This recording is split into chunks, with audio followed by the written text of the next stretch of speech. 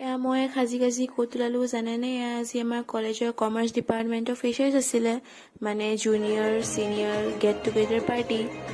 এয়া আমাৰ ফাংচনবোৰ ষ্টাৰ্ট হৈছে, চাই যাওকচোন আপোনালোকে। ইমান বেছি এনজয় কৰিলোঁ আমি, যদিও গৰম আছিলে, পূৰা জচে নাছিলোঁ আৰু বহুত ভাল লাগিল দেই। থেংক ইউ চবকে, ছিনিয়ৰ দাদাবোৰক, বাবোৰক।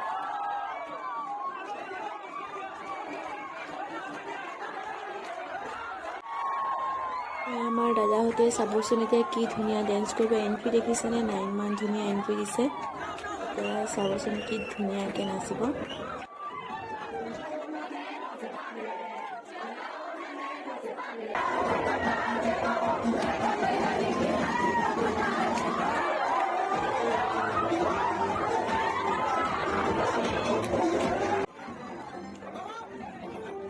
এইটো মোৰ আজিৰ লুক।